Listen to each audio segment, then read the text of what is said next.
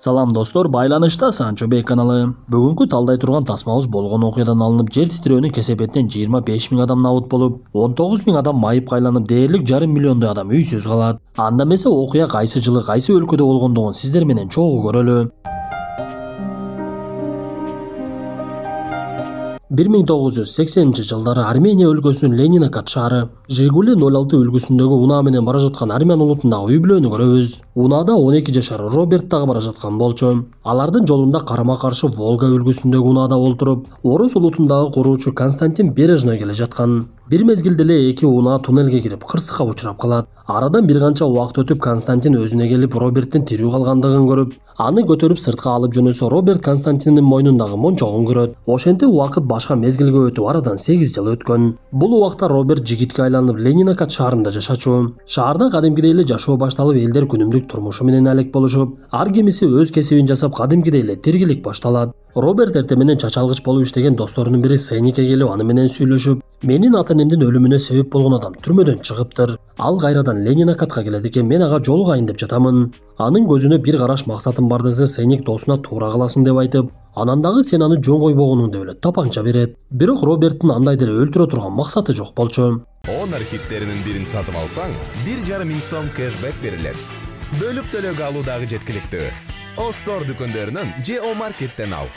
Биз мындан соң ошол эле шаардагы сулуу кыздардын бири Лилитти көрөбүз. Аны Армен деген адам жакшы көрүп калып, ар кандай белектерди бергенге аракет кылып, бирок Лилиттин андан такыр эле көңүлү болбой жаткандыктан белектерин кабыл алуудан дагы баш тартып жаткан. Бул убакта шаардын башка бурчунда Эрем деген аксакал өзүнүн кемпири менен бир аз урушуп турган кез эле. Анткени анын кызы Гаяны жигити менен тыгыз байланышта болуп, той болду дегеле боюнда болуп калыптыр. Ошондуктан Эрем кызына жини келип, ал күйөө баласы менен келген мезгилде менин үйүмө жакындабагыла деп коолап жиберет.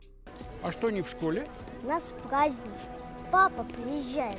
Бул убакта базарда жүргөн апасы менен баласы эт алып атасынын келишин күтүп жатышкан. Көрсө акыркы окуяда Константин күнөөлүү болуп 8 жыл түрмөгө олтуруп, түрмөдөн чыгып учак менен аялы, баласы, кызы жашаган Ленинакатка кайтып келе жатыптыр. Бул убак 7 декабрь 1988 жылы эле саат 11ден 40 өтүп калган. Аксакал Эрем эшикке чылым чеккени чыгып, айлана чөрөнүн титирей баштагандыгын байкап, бир мезгилде эле жерлер жарылып, үйлөрдүн дубалдары урай баштайт. Көрсө ошол учурда Армениянын тарыхында эң апаттуу деп аталган жер титирөө башталган экен. Анда жер титирөөнүн күчү 7,2 балга чейин жетип, айлана чөрөнүн бардыгы бузулуп, үйлөр кагаздан салынган сыяктуу эле биринин артынан бири кулай баштайт. Бул убакта имараттын ичиндегилер сыртка чыгууга аракет кылышып, жеткени жетишип калып, жетпегени урандынын астында калып, боюнда бар Гаянаны жигити ооруканадан алып чыгып куткарып калат. Бирок ошол учурда ооруканадагы бөлмөлөрдүн биринде жаш бала калып кеткен эле. Анда Гаянанын жигити жанагы жаш баланы дароо эле куткарууга жөнөп, аны бөлмөлөрдөн таап алып, арткага кайтып бара жатса, тепкичтердин бардыгы урап түшүп калат. Ошондо жигит башка аргасы жок экендигин түшүнүп, терезеден жаш баланы апасына ыргытып, өзү урандынын алдында калып кете берди.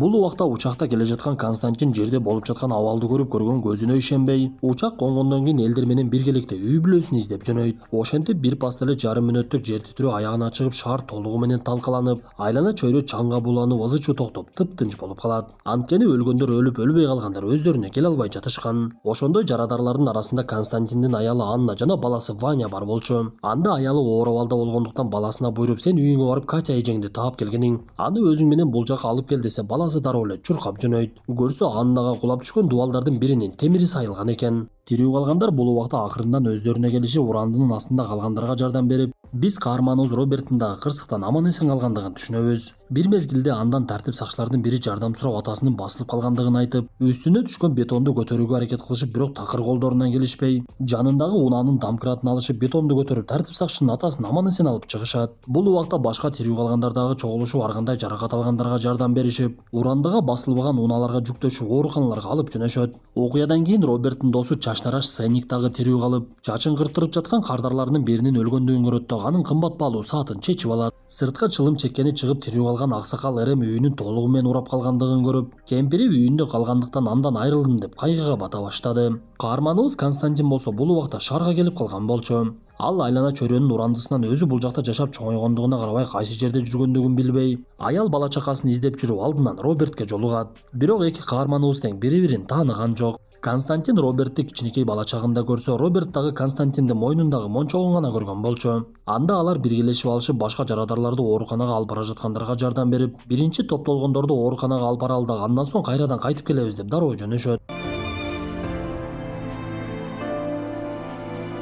Бул убакта бир тууган эжесин издеп жүргөн Ваня үйүн эмес жада калса көчөсүн дагы таппай, эжесинин атын айтып кыйкырып, бирок эч кандай жооп ала алган жок. Анткени айлана чөйрөнүн бардыгы урандыга айланып, көчөлөр билинбей да калган болчу. Ошондуктан ал ыйлаганча эле кайрадан апасына кайтып барып, мен эжемди таба алган жокмун деп айтып, бул убакта апасы жаракатынан кыйналып өңүнөн кете баштаган болчу. Ал баласына макул анда өкөөбүз баралы, мен дагы сени менен барганга аракет кылайын. Өкөөбүз Катяны таап барабыз деп араң эле ордунан туруп жөнөп, бирок көп өтпөй эле анда алган жаракатынан көп кан жоготуп, ордунан жыгылып эле андан нары бара албастыгын түшүнөт. Бул убакта Ленинакат шаарына кире бериштеги жолдогу унаа тыгынын көрөбүз. Көрсө өлкөнүн ар тарабынан болгон окуяны уккандар жардамга келишип, бирок унаалар менен кире албастыгын түшүнүшөт дагы шаймандарын алып алышып эле жөнөшөт. Каармандарыбыз болсо буга чейинки талкаланган оорукананын жанына салынган чатырларга жарадарларды жеткиришип, алып келген өлүк денелерди каза болгондордун катарына тизе башташты.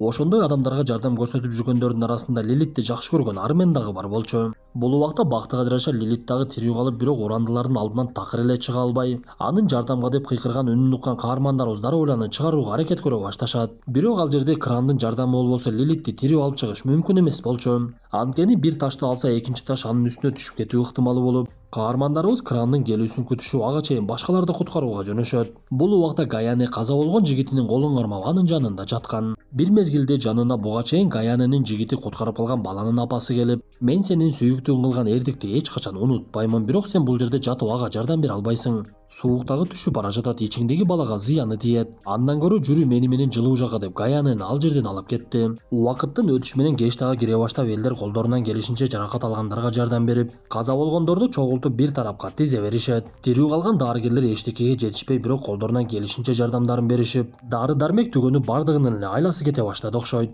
Ошол мезгилде Грузиядан атайын жардам бергени дарыгерлер келгендиги билинет. Мындай катаал учурда адамдар жаманлыкты ойлонбой бардыгы бири-бирине жардам бергенге аракет кылып жатышса, адамдардын арасынан жамандар дагы чыкпай койбойт экен. Биз ошондой топтолгон адамдардын арасында Роберттин досу Сеник жүргөндүгүн көрөбүз. Ал топтолгондорго башчылык кылып, кароосуз калган үйлөргө кирип, алтындарды урдашып, акчаларындагы тоношуп жардам сурап жаткан урандынын астында калган адамдарга көңүлдөрүн дагы бурушкан жок. Окуя болуп жаткан учур кыш болгондуктан адамдар кечинде тоңуп калбайлы деп ар кайсы жерлерге отторду жагышып, колунан келген тамак аштарды таап, курсактарын тойгузуп жатышты. Урандынын астында калган Лилитке болсо Роберт келип, мен сени сөзсүз куткарамын. Азыр тоңуп калбашың үчүн сага төшөк алып келдим деп кичинекей тешиктен жууркан түшүрөт. Ошентип түн дагы өтүп, таң атып окуянын экинчи күнү башталып, биздин аталарыбыз мактаган ал мезгилдеги Советтер Союзунан дагы деле жардам келе элек болчу. Ошондуктан каармандарыбыз колуна тапкан шаймандары менен урандыларды ачышып, ичиндегилерди куткарууга аракет кылышып, бирок атайын техника жок болгондуктан алардын аракетинен көп деле майнап чыкпай жатты. Кандай болбосун, адамдар өздөрүнүн аракеттерин такыр токтотушкан жок.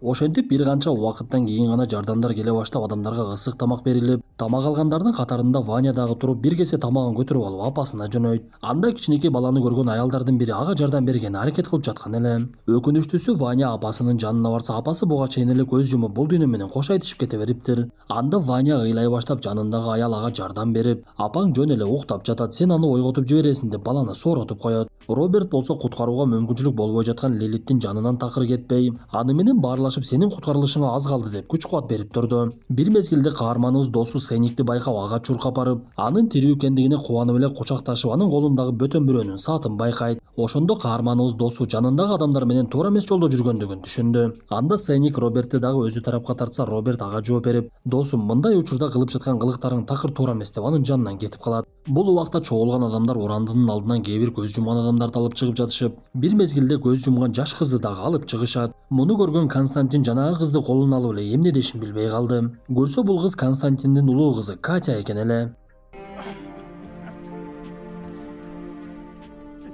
Бул убакта Гаяненин жигити куткарып калган баланын апасы баласын ээрчитип алып Эремдин жанына келип, мен сизди атайын издеп келдим, сизди куттуктаймын, неберелүү болдуңуз. Кызыңыз Гаяне төрөдү десе, Эрем ал аялга жини келип, бул кабардын мага эч кандай мааниси деле жок, бала төрөлсө аны атасы карайт да, Атасына барып айтпайсыңбы десе, аял жооп берип, анын атасы батырларча каза болду. Менин балам Арсенди куткарып, бирок өзү өлүм менен аркы дүйнөгө кетти. Менин сизге келгендигимдин максаты кызыңыз эң мыкты эркекти тандаптыр. Ошондуктан кызыңыз менен небереңизден кабар алыңыз деп айтмакчымын деп ал жерден кетсе, Эрем ойлонуп калып, ичинен сүйлөнүп Урандынын алдында калган кемпирине экөөбүз неберелүү болуппуз деп айтат. Бул убакта кайгыга батып олтурган Константин Роберт менен сүйлөшүп, мен эми мындан нары казгым келбей калды. Аялымды дагы баламды дагы Урандынын алдынан өлүк абалда алып чыгууну каалабаймын. Деги бул эмне деген тагдыр болду десе, Роберт ага күч кубат берүүгө аракет кылып, анын мойнундагы чынжырчасын көрүп, Константин анын ата-энесинин өлүмүнө себеп болгон адам экендигин түшүнөт. Роберт мындан соң Лилиттин жанына барып көзүнө жаш алып, сен ата-энеңдин өлүмүнө себеп болгон адамды кечире ала белең деп баарлашып олтуруп калат. Анткени буга чейин Роберт кырсыкка себеп болгон адамды жаман көрүп жүргөндүгүн билебиз. Бирок ал азыр жагдай такыр эле башкача экендигин түшүнүп, Константинди толугу менен кечирет. Эрем болсо буга чейинки болгон сөздөрдүн үстүнөн ойлонуп, кызынын жанына келип, ал наристесин кармап олтурган жерден кечирим сурап, аны кабыл алгандыгын айтып, кызы дагы атасын кечирип, экөө кучакташып жарашып алышты. Бул убакта Сеник баш болгон кылмышкерлер дагы деле тоноо иши менен алек болуп жүрүшкөн. Алар бир мезгилде алтын саткан дүкөндү көрүшүп, терезесин сындырып, ал жакка кирип жөнөшөт дагы арасынан бирөөнү кароолчу кылып калтырып коюшат. Бир мезгилде эле терезенин сынгандыгын уккан тартип сакчы ал жакка жетип келди. Бир мезгилде күзөтчүдө калган бала жанагы тартип сакчынын артынан бычагын сайып өлтүрүп, анын тапанчасын алышат дагы, биз эми шаардан качышыбыз керек деп унаа издей башташат. Бир убакта таң атып окуядан кийин 3-күн башталган болчу. Ошол мезгилде гана ал жерге кран келип, Роберт дароо эле аны токтотуп, бул крандагы мамлекет тарабынан жөнөтүлбөй эле жөн гана карапайым эл жардам берүүгө келип жаткандыгын түшүнүшөт. Анда каармандарыбыз дароо эле киришип, бир жагынан кран көтөрсө, экинчи жагынан өздөрүнүн унаасы менен трост менен тартышып, Лилитти куткаруунун аракетин баштаган мезгилде кылмышкерлер ал жерге жетип келишти. Көрсө алар унаа менен качып кетели деп куткарууга аракет кылып жаткан унааны алууну чечишиптир. Анда Робертке буга чейин Сеник тапанча бергендигин билебиз. Ошондуктан ал тапанчасын алып бул жерден кеткиле деп талабын коюп, бирок кылмышкерлердин арасынан бирөөсү бычагын көтөрүп ал жакка келет.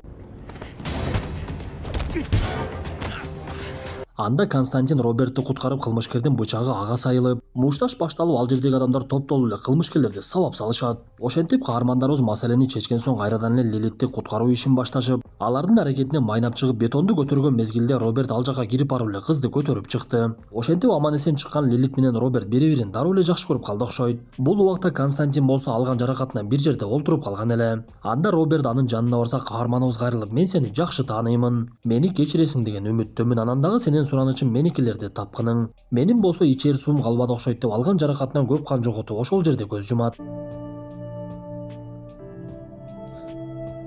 Анда Роберт Константинге берген уадасын аткарып, кечинде анын баласы Ваняны табат. Ошентип кырсык болгондон кийин арадан 4 күн өтүп, Эрем дагы деле үйүнүн урандыларын тазалап, ал жактан өлдү деп ойлогон кемпиринин үндөрүн уга баштайт. Ошентип каарманыбыз кемпирин урандылардын алдынан тирүү таап, кубангандыгынан кара жоргого бийлеп жиберип, кызы дагы ал жерге келип, үй талкаланса талкалансын, силер аман болгула деп эле бактылуу болуп калышат. Бул жер титирөөдө Спитак, Ленинакат, Кировка жана Степанован шаарлары толугу менен талкаланып, дээрлик 300дөй айыл кыштактар дагы жер менен жексен болгон. Бирок окуядан кийин Арменияны жалгыз калтырышпай, Советтер Союзунун 15 өлкөсү ар бири өздөрүнүн салымын кошуп, ал эле эмес европалыктар дагы биригип, дүйнөдөгү 118 мамлекет жардамын көрсөткөн. Эң эле кызыгы, ошончо адам өлсө дагы бир дагы жаш бала жетим калып балдар үйүнө барбаптыр. Анткени адамдар өздөрү эле ата-энеси набыт болгон балдарды багып ала беришкен. Достор, ушундай мүнөттөр менен бүгүнкү тасмабыз дагы аягына чыкты. Тасма жакса мыкты белгисин басып, оюңуздарды сөзсүз калтыра кетиңиздер. Анда эмесе кийинки тасмадан жолугушканча ден соолукту жакшы карап, жаратканыбыз баардыгыбызды асмандан жерден келген кырсыктардан сактасын.